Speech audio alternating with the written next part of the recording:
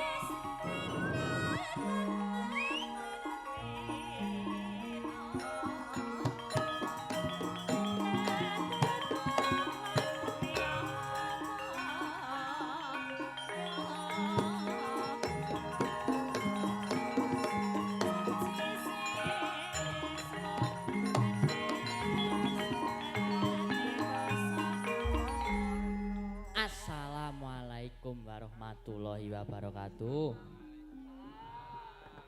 Nggih. Menika pagelaran wayang kulit siang hari. Waduh. Nggih, sunipun kula menika namung didhawuhi Bapak supados gladen nggih raketang sarupi-rupinipun kathah ngawure nek niki sing mesti. Kathah ngawure.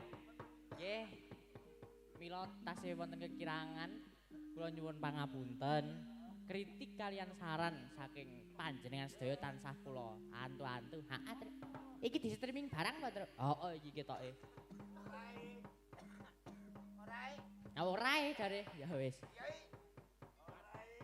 Heeh, lah iki ya arep wong niki isih mambu-mambu suasana Idul Fitri Kang Gareng.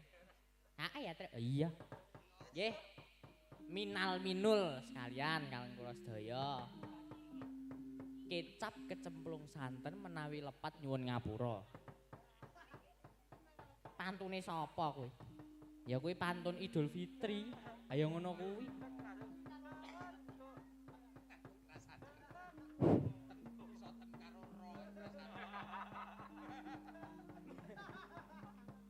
Ya terus iki ora nyambung lho iki pantune ambuh kok. Aku ya teko ming maton ngucap ngono wae. Kok ya dirungokke to? Ya kok piye wong ya kowe sing ngono. Wong-wong ku ya aja heeh. Ais tembangan weh, Truk. Ya, tembangan. Kowe senenge nek mlebu ngene iki ditembangi apa?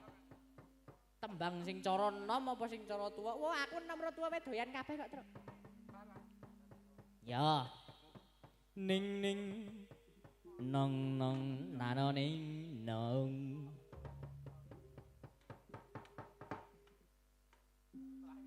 Tul jae nak jae catul.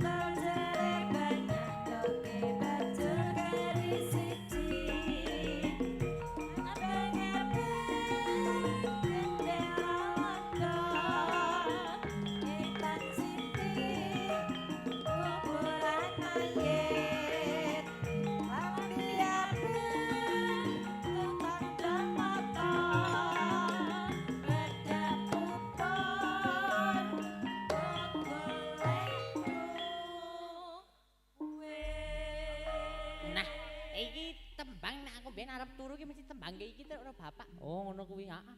Digendong ana kae tul jae nak jae catul jae wana. Kleru. Heeh, mbiyen arep ngono kuwi karo digendong ana kae. Wah, jan kelingan ya, Truk. Jaman-jaman isih digendong. Heeh. Apa saiki arep jaluk gendong ra apa-apa ning mengko terus duncalke ning slogan ngono. Wah, anak ngono ki ya.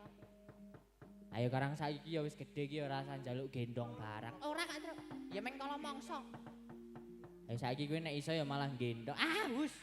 Ora ngono kuwi. Heeh. Amit-amit. Ya, urung wayahe, heeh. Heeh, ya. Iki Bagong ning ndi Kang Gareng? Nah. Bagong lara untu kae jare. Bagong ki rene ya kudu ditembangke lho, Truk. Heeh. Kok sik Truk iki ujube apa? Acarane apa, Truk? Iki wayangan. Heeh.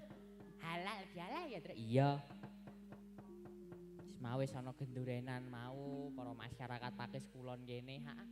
Wah ya piye-piye ya sabamu mbiyen ya dolane karo cah kene iki, heeh. Nek mbiyen ya karo cah kene iki, heeh. Malah sing jamanke sing biyeng-biyeng ta, Truk. Ya ora ming guyon kok. Heeh. Nggih mugi-mugi sedanten masyarakat wonten ing Pakis Kulon mriki tansah pinaringan ayem tentrem. Lancar rezekinipun tebih saking suker sakit. Amin. Sing dadi tanduran ya muga-muga tanamane tansah subur ya, Truk. Heeh. Ya tandongane ngono kuwi. Heeh, Truk. Sithik edeng lak dhewe iki karo mengenal adat desa. Heeh. Mengenal barang. Iya. Apa kowe urung kenal ket ben? Ah urung. Bagong celuk, Truk. Coba Bagong tak celuk gelem rene apa ora? Arep nembang apa kowe? Ning neng wis lumrahe srengenge ngulon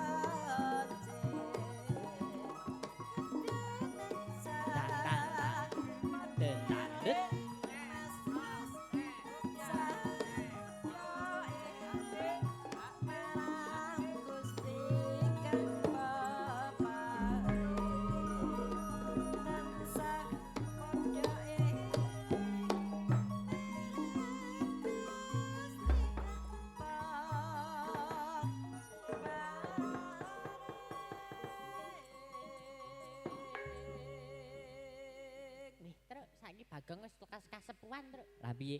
Ha iki tembangke ular kambang wis dalam mantuk. Wah, jan kepenak tenan. Wis krungu suarane Mbah Juwariah ular kambang ngono. Wah. Rasane iki.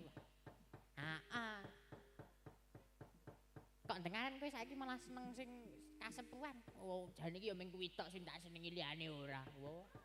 Yalah dene nek kuwi. Wah, jan kepenak ya. Ayo piye wong kanca-kanca ya tanggung jawab, heeh. Dasare sing gender mbahmu, Mbah Wahyu, heeh. Sing ngendang kadangmu saka Jawa Timur, heeh.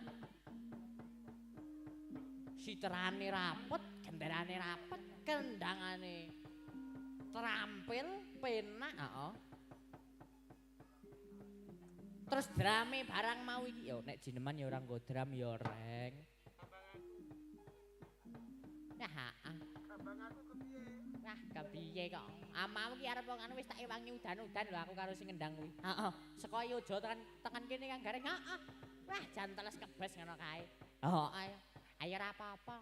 Ayo mulai kuwi sesuk nek ngerti esuk arep udan ki kowe baline bengine sakburunge hari H ngono kuwi lak ben ora kudanan.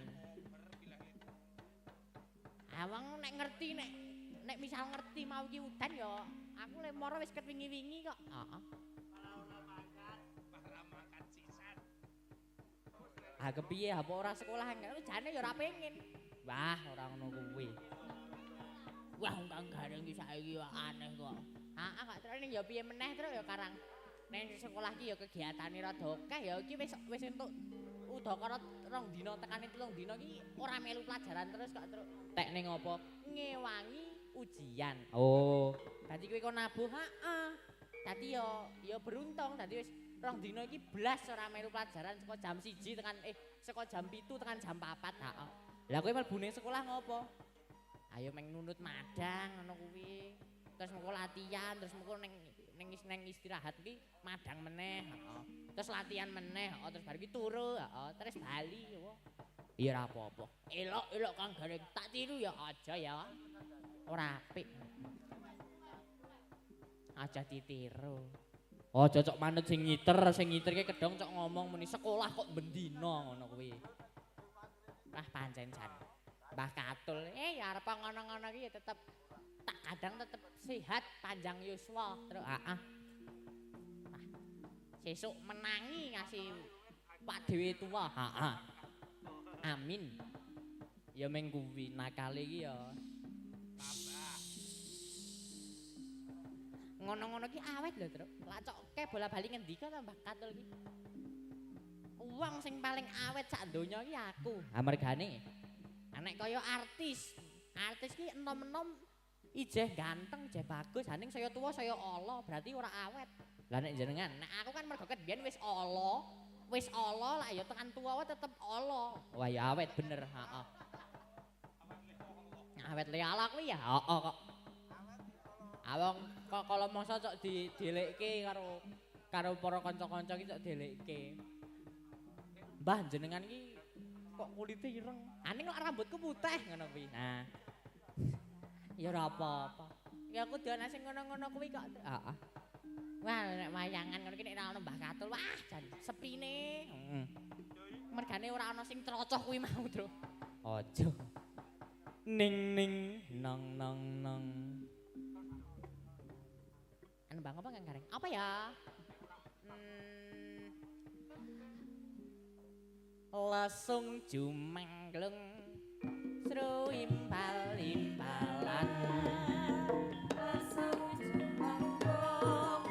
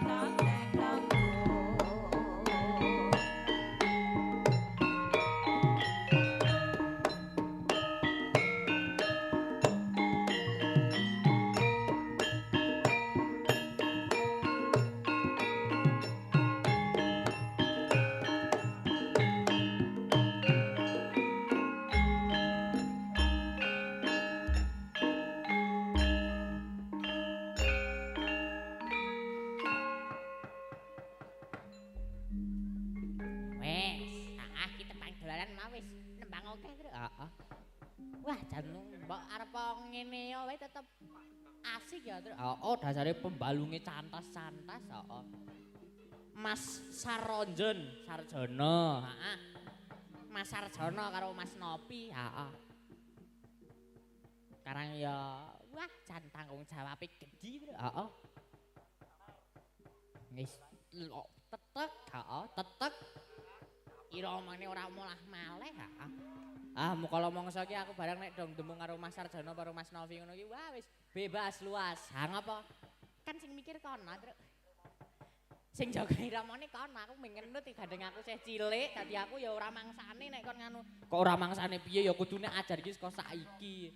Latihan piye nek demung men ora kruncalan, men ora nganu kok malah jagake sing tuwa. Kepiye saiki perkembanganmu? Wah, aku ora ngerti perkembangan apa kok wisan. Ya meng ngene iki, Truk. Heeh. Nek mbiyen iki jaman sing sok ngajari aku ndemung ki duk nalika semono, waduh duk nalika semono iki kaya lehmu urip iki wis suwe-suwe ya ta, Truk. Kaya wis suwe-suwe ya lehmu sinau iki. Heeh ya meng agi pirang taun. Ya nek pas kae ya kuwi meng simbahku sing gender kuwi sing ngajari tenan. Karo gadang-gadang tenan pokoke demung le. Nggih, Mbah, nggih, Mbah. Aku ya meng gaging-gaging, heeh. Ning nek jaman biyen urung diseneni terus aku jajar, heeh. Nek saiki ngono wis seneni apa ora, saiki wis penting mak dhewe sinau, heeh. Ayo ora apa kalau mongso iki kok ngono ki ya butuh men duwe mental, men duwe kakendelan sing edap-edapi, heeh. Ning ora nggon bab gelute, heeh. Bab berkaryane, heeh, Truk. Nembang meneh. Heeh. Aku tak nyuwun langgam ya, Truk. Kowe nyuwun apa, Gang? Padha aku langgam ning pelok barang. Pelok barang? Heeh. Meh nyuwun apa tak nyuwun langgam jenang gula. Dibawani apa ora? Dibawani. Apa bawane? Kae pokoke. Ayo apa? Ayo ngono kae. Heeh. Iki sing nembang barisan ning aku nyuwun sing bawa garwane Mas Jono. Kekaraning dibawani Mas Jono. Monggo. Cepak-cepak mixik. Heeh.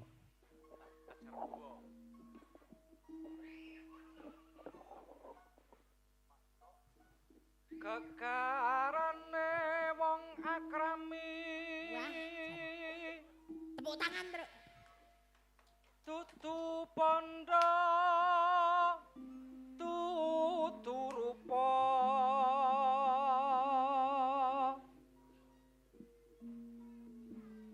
amung ati pawi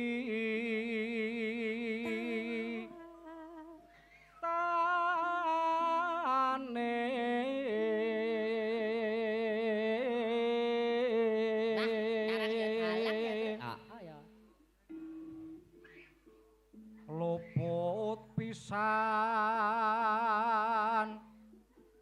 kena pisan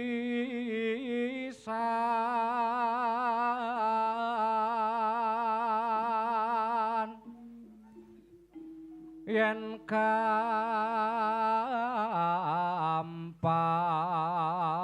luwih gampang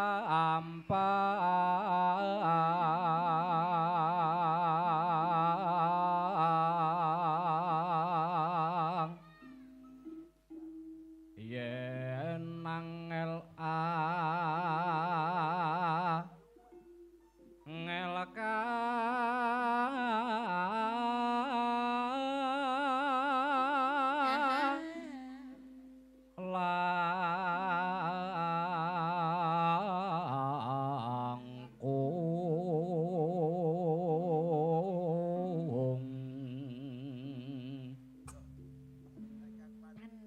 tan kena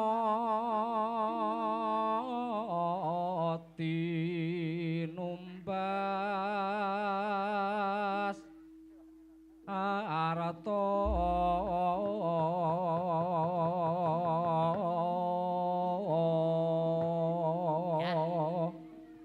ayo jenang kula engko digawe dangdut ya, Tru. Ya. Monggo Mbak Risa.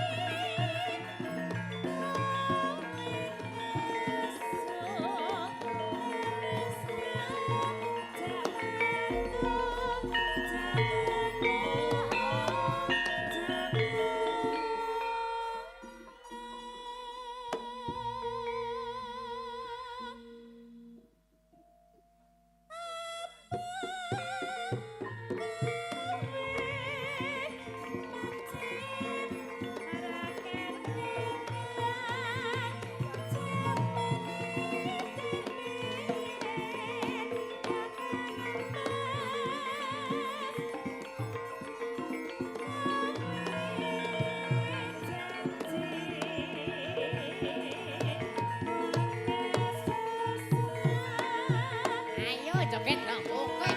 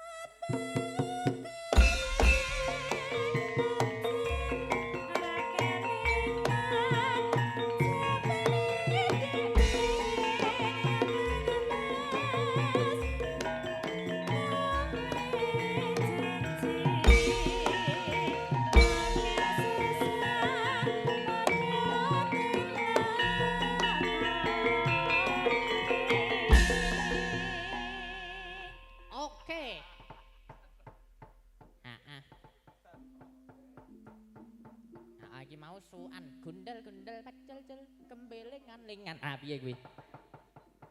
Kepiye kuwi ya? Wah iki kalau mongson ning dodol iki cok dadi swara loro barang terus. Apa nih? Jenang kula? Ah piye? Jenang kula. Rasa wis. Pisane ya, Truk? Ya. Gondol-gondol pacul-cul gembelengan.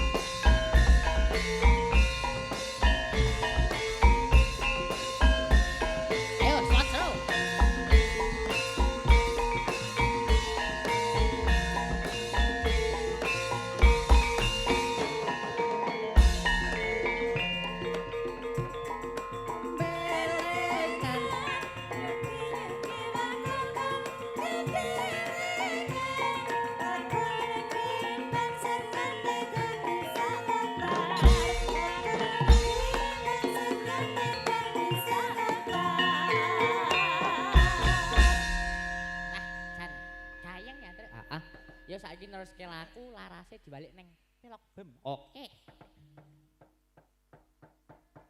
Truk iki gandeng Ndara Janaka iki lagi sungkawa. Heeh, ayo yo neruske laku ya.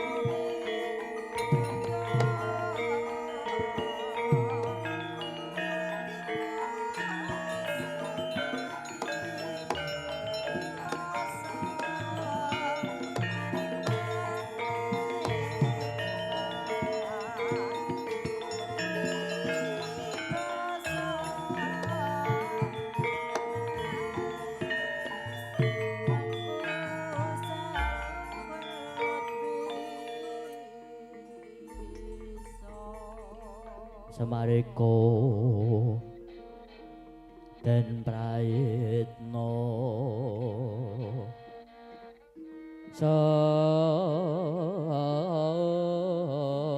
samuriris eka bali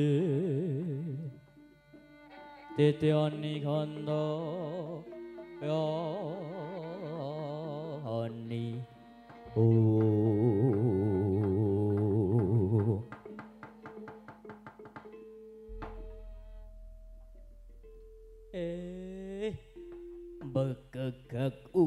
ugeg sak dulita mel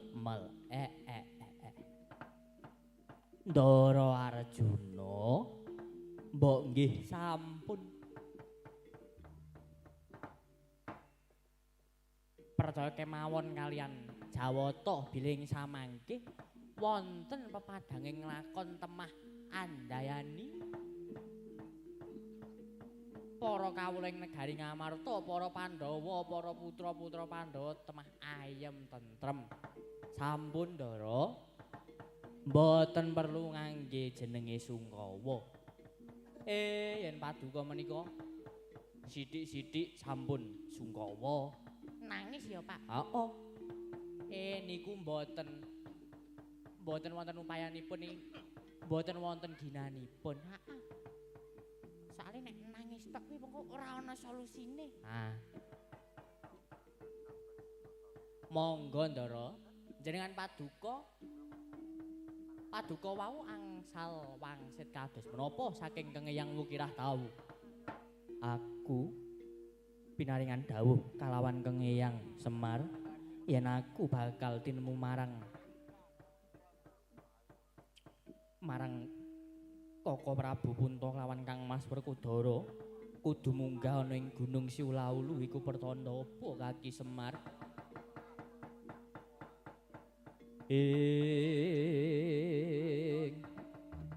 mulat mara Sang Arjuna munira kang kamanungsan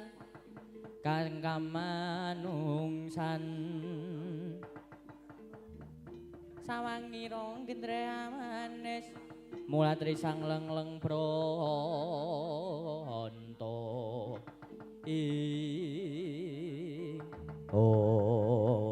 monggo tindak kula dherekaken Ndara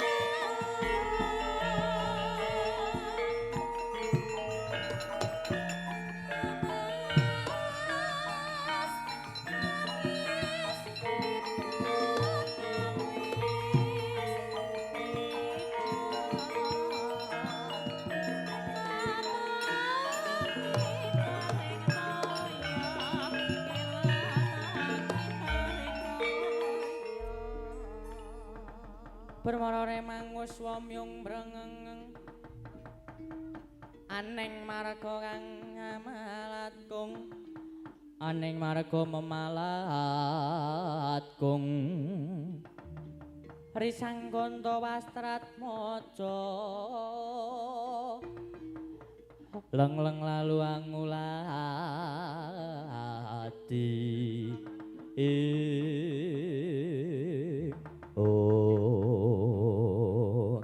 tandya teko kala mangkono lumampah Sang Arjuna nyaketi Gunung Siulaulu Langkahira Sang Arjuna den barengi dening papat Panakawan nedya minggah wonten ing Gunung Sriwulawu.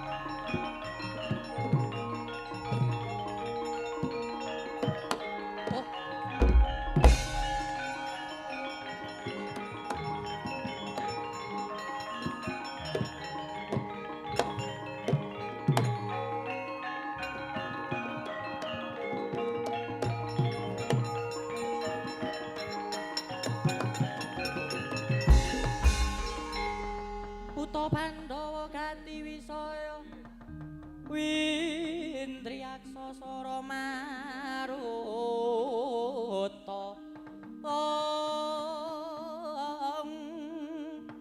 Pawana Bana Margana Samirana lan Warayan Pancabayu Wisyan Myang Magulingan lima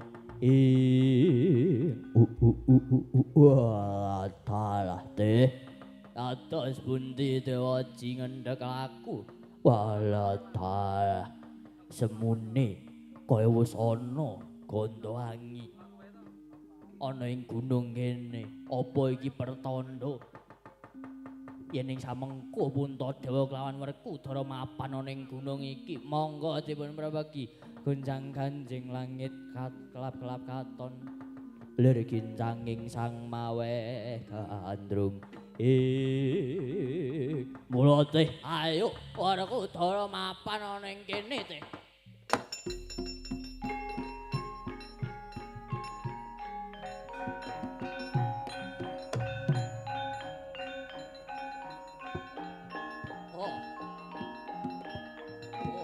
Weh.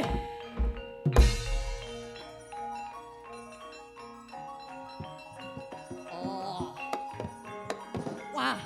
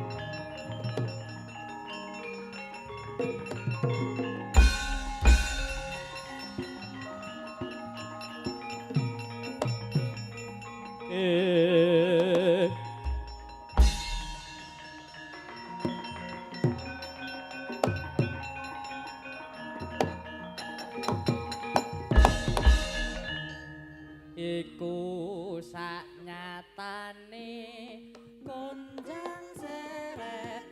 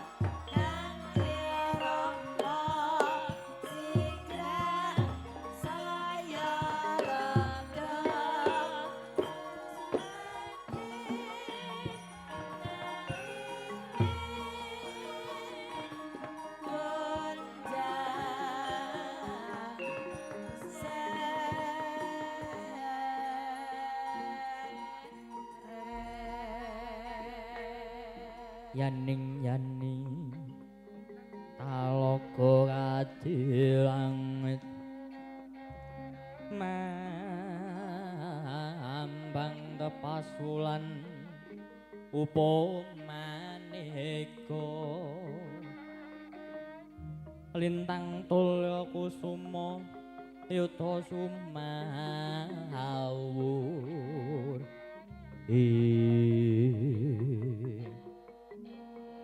saur soroting karatiko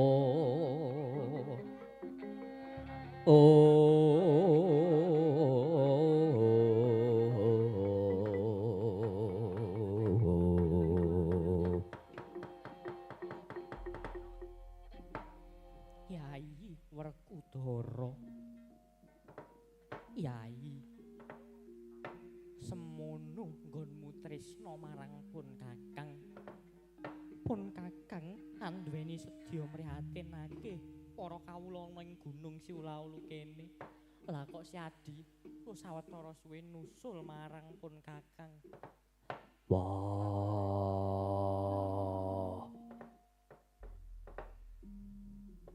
barep kakangku sejatine Werkudara iku wis mangerti Werkudara wis mangerti apa sedyamu munggah ana ing kene lan Werkudara uga ngrasake ingkang kok rasake dadi ratu iku abot ngayomi nyekel wong akeh iku abot wah mula ning ndi papan paranmu lunga aku bakal ngedutke Werkudara lah kok banget tresnamu marang pun kakang wah yo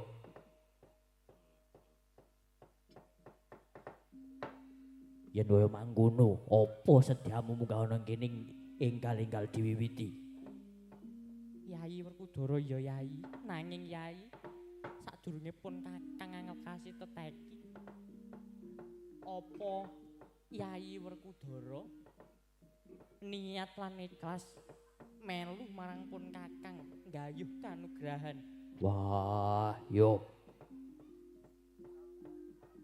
aku wis tahan tepi aku bakal melu barep kakangku yen kaya mangkono ayo teteki Yai mbok menawa ing samengku ana trontong pepadang lan kanugrahan kang ndak gayuh bisa tumurun wah yo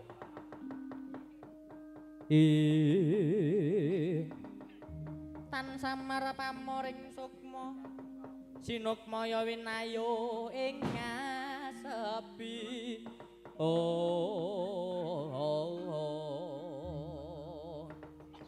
pambukaning warana darlen saking layap-liyeping ngaluyup pindha pesating sumpena sumusuping rasa jati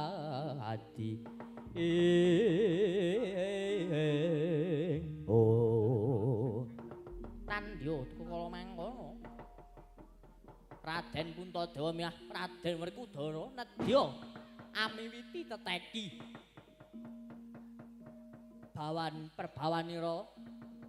Perbawanira nggenira teteki hayuwa ndadekake horeg wonten ing kayangan kawah candra dimuka katingal kumoclak sigra mandhap sang Jawata nedahaken kanugrahan kang awujud wahyu katentreman manjing wonten raganing Raden Puntadewa miwah Raden Werkudara.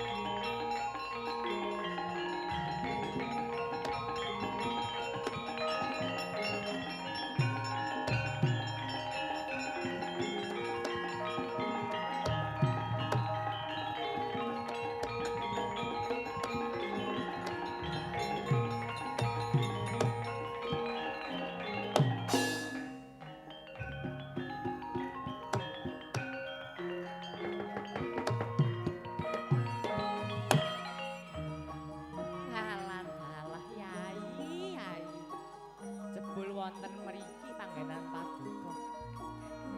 Menika para putra Pandhawa sampun sami ngantru paduka. Lho ning oh Yayi Werkudara. Yayi, kanugrahan sampun tumurun Yayi. Kula aturi jugar Yayi. Yayi Puntadewa, Yayi Werkudara.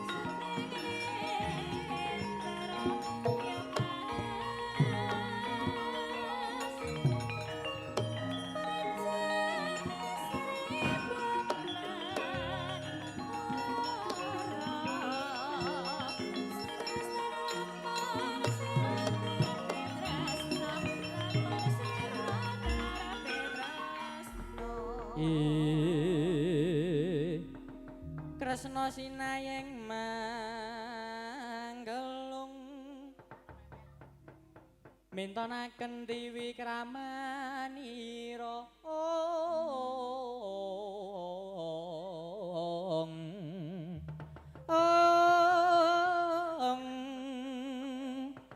Dewi Kramanira kang kumiteraning asta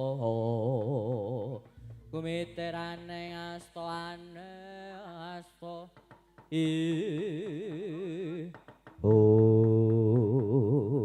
walah dalah ora apa to Antasena. Iya ya wa kowe wis mangerti apa durung iki bapakmu lawan wakmu ki wis kanugrahan wujuding wahyu katentreman. Welah jebul iki lunga golek kanugrahan. Heeh. Ora nugraha gurumu kae udu. Nah. Nggih mboten. Walah dalah ya wis, wa Puntadewa. Bapak Werkudara aku melu seneng dene wa Puntadewa ki mrihatinake para kawula lan Bapak Werkudara uga melu nguwatke marang sedyaning wa Puntadewa. Ning ayo gandeng saiki wis akeh para putra-putra Pandhawa kang nunggu balimu ayo mulih ana ing Praja Ngamarta. Wah, anakku Antasena. Tekan kene. Welo. Cah Bambung ora tau manut karo wong tuwa. wani-wanine. Kok wani-wanine ya ngene iki katresnaning anak marang wong tuwa kok ya. Anakku Antasena lan Wa Prabu Ndarawati. Nyuwun pangapunten jer kula menika sanyatanipun namung mrihatinaken para kawula supados tambah kekeh nggenira antuk katentreman. Inggih Kyai. Nanging gandeng samangkih sampun wonten ingkang sami nengga. Mula sumangga mandhap saking Gunung Kondur wonten ing Ngamarta. Koko Prabu. Koko Prabu. Koko Prabu.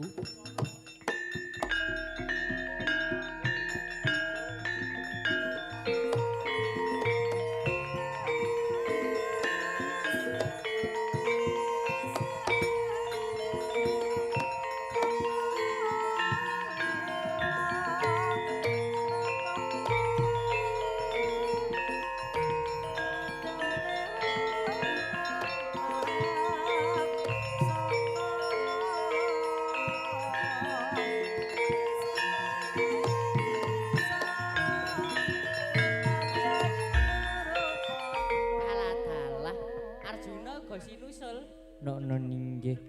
Diderekke marang para Panakawan apa ora? Inggih. Petruk Gareng Bagong kalian Kaki Semar. Ndherekaken genira kula tindak Koko Prabu. Walah dalah. Iya apa ora? Ah iya kok ya. Apa Antasena? Ha iki. Iki wong loro iki lunga iki sing goleki ora meh wong siji loro ya kan. Sing lunga mung wong loro, sing goleki wong sak brayat. Ayo karang darmaning bapakmu kelawan para kawula lan darmaning wakmu kelawan para kawulaku iku apik ya mesti tinembene ya bakal entuk apik. Walah dalah. Kaget aku ngasihan. Oh. Koko Prabu. Monggo kula aturi kundur Koko Prabu.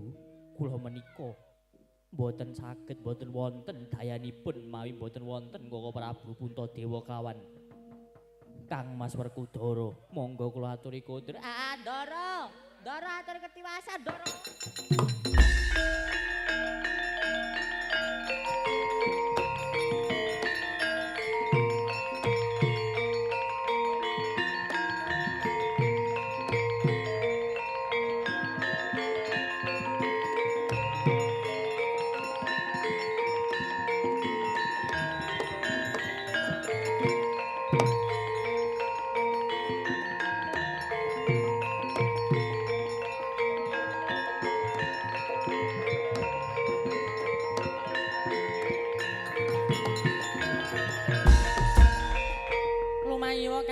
Gancang sikro lamun tinututan ong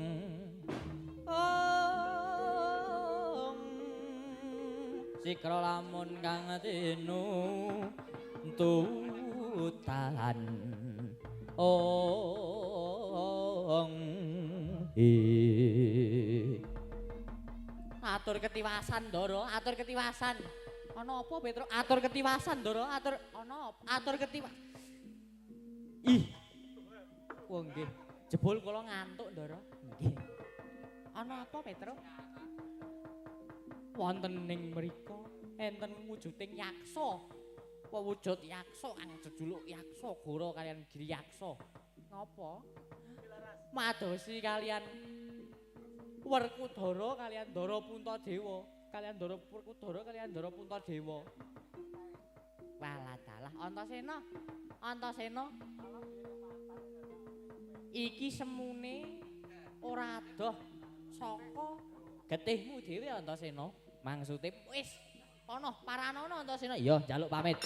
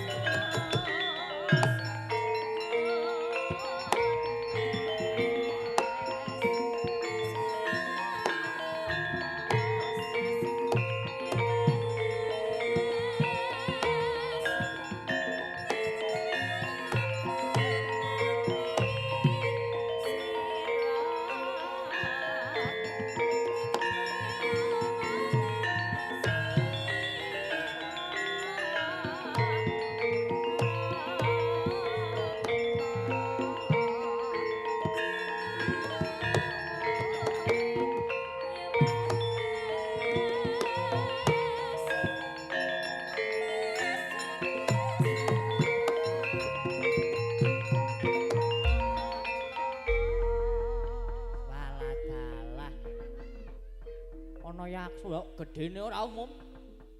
Oh, kae to. Walah.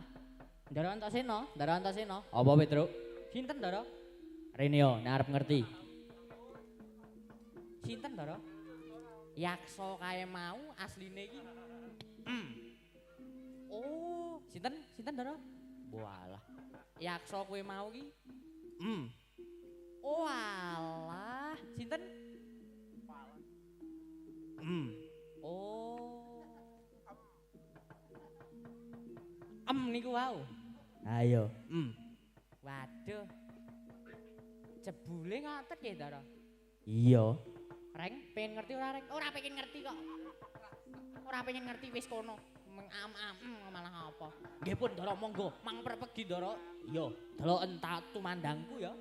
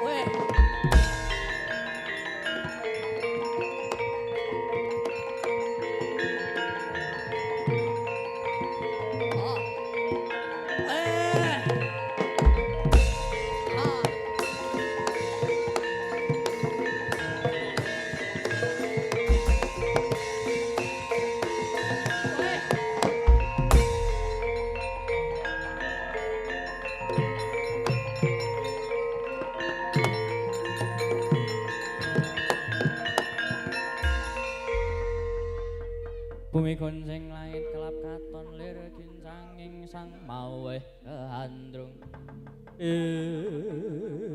Walah semuna aku kaya ngerti marang satriya iki.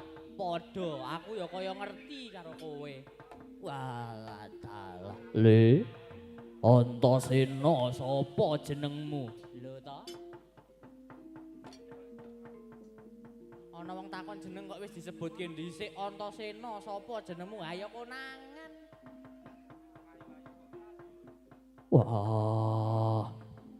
Antasena, bapakmu ana ngendi? Belum.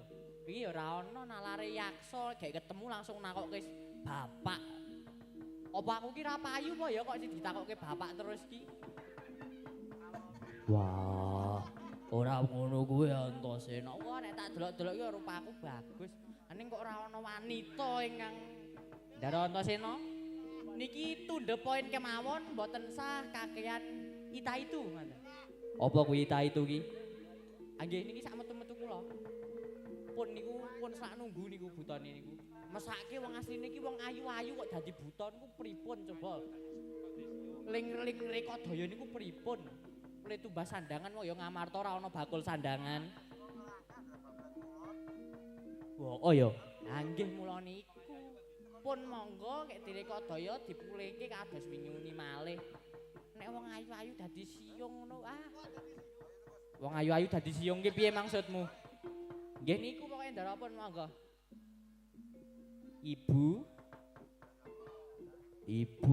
Ibu. Walah dalah Antasena.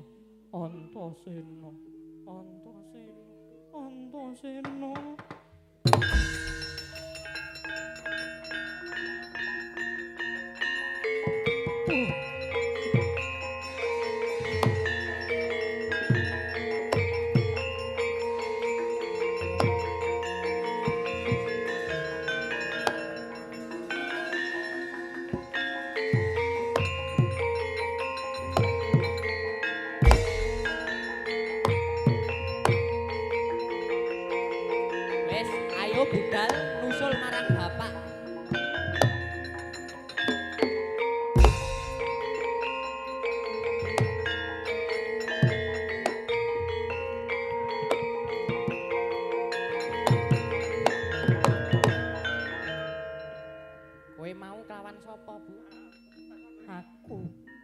padi marang bapakmu ora. Bolomu iku sapa, Bang?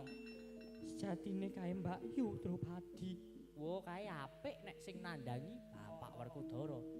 Kowe umpetan sik ya. Umpetan sik Bapak Werkudara tak panas-panasi ngono kae ngamuk ben tumandang ngantem karo butone kuwi mau. Mengko yen wis diantem kan mesti badar jatining wujud. Iya, Badar jatining wujud dadi Wadrupadi. Wah iki apik iki. Ayo umpetan ayo.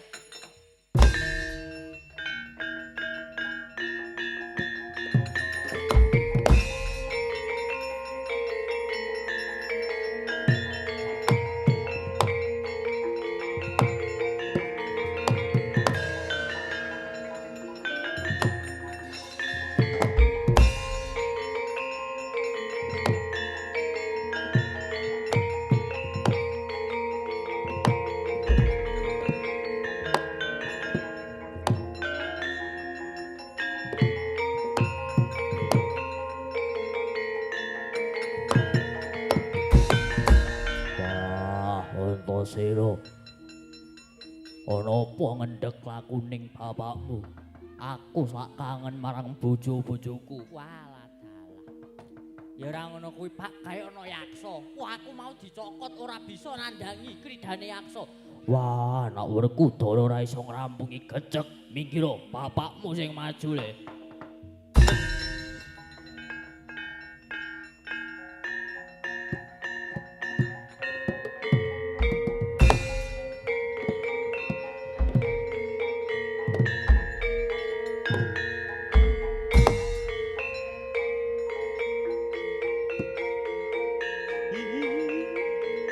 Ya Pak, semangat ya Pak.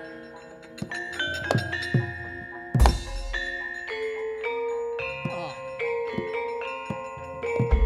Oh.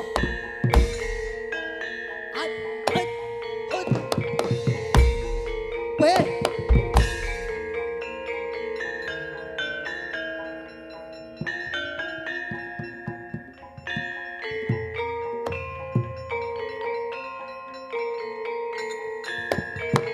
Wah.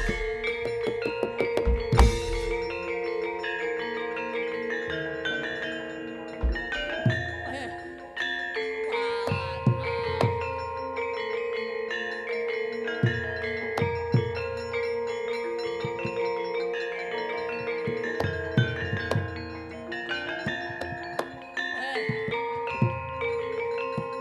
Wah.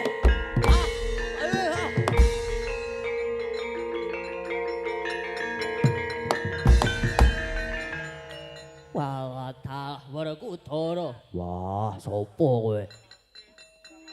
Takon marang aku. Aku gere yaksa Wah, sediamu apa? goleki marang kowe. Ratu Gustiku. Kapengin nyuwun pinemu marang Raden Werkudara. Wah, yen ora iso. Walah dalah kakor mati dening aku.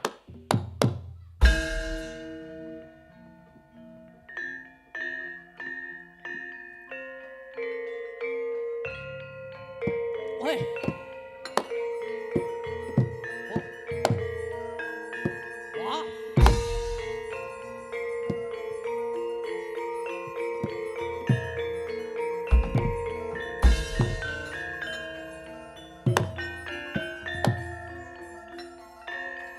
Wah.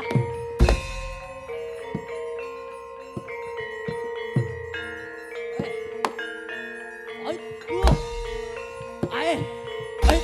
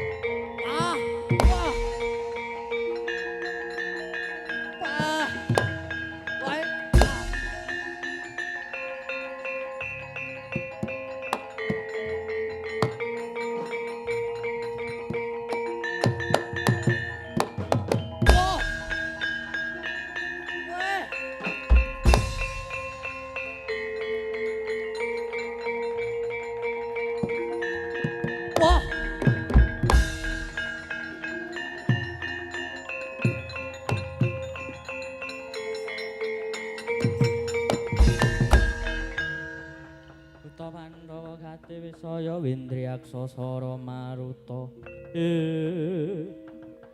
Sirna Margalayu Sayaksa. Sapa tambuh sapa weruh yen iku sejatine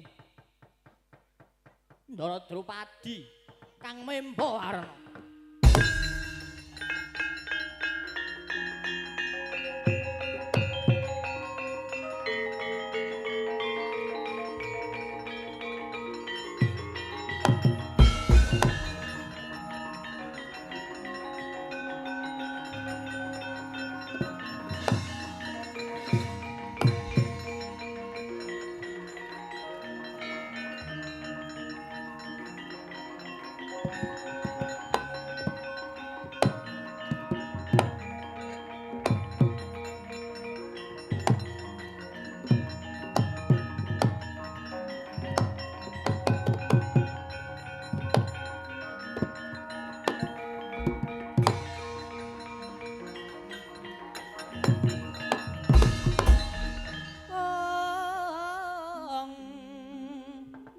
Purna gadining carita jenang wadon kali sesundheran apuranta yen wonten lepat kawula Wah, Antasena, sejatine kae mau sapa? kae Wadrupadi. Wah, cah edan. Ya ora apa-apa ya men langsung lunga Wadrupadi men mrepeki kelawan Puntadewa. Wah. Banjur bapakmu arep tok neweni gawean apa maneh? Gandeng saksuwene bapak ninggalke praja iku ana retuning praja yaiku ratu kang mau bakal mlengket negara Ndrawati jejuluk aduh tandang ngono kae ya. Aja padha melu-melu tak sampake karo bumi.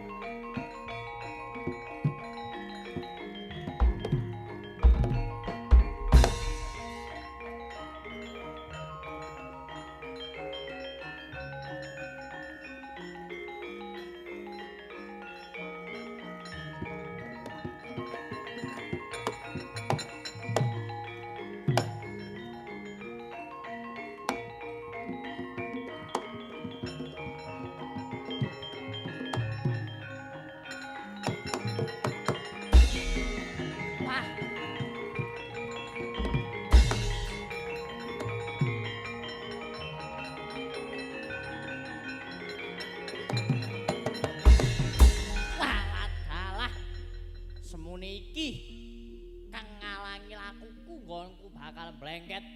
Apa bener kowe saka Ndrawati? Wah, aku Werkudara. Panegak Pandhawa. Walah dalah sing duwe negara Ngamarta, ndak jaluk negara Ngamarta.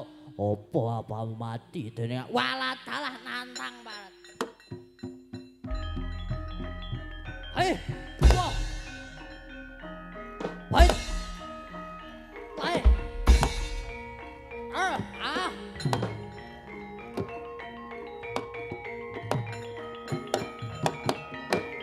Wah, walah dalah. Wah. Aduh.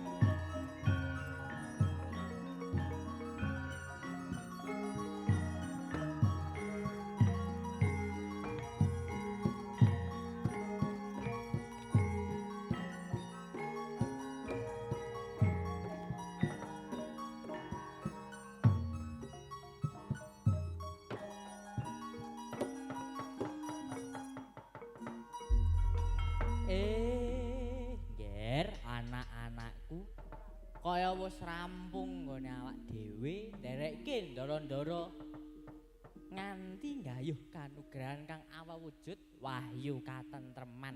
Wahyu katentreman, Pak. Iya. Muga-muga kanthi Ndara Puntadewa kelawan Ndara Werkudara antuk wahyu katentreman bisa njalari katentremaning Praja Ngamarta, Praja Ndarawati lan Praja Mandura. Uga bisa lumeber ana ing Pakis Kulon kene ya, Pak. Amin. Mula ayo tutup kori Brajana disambung wayah mengko bengi. Billahi taufik wal hidayah. Wassalamualaikum warahmatullahi wabarakatuh.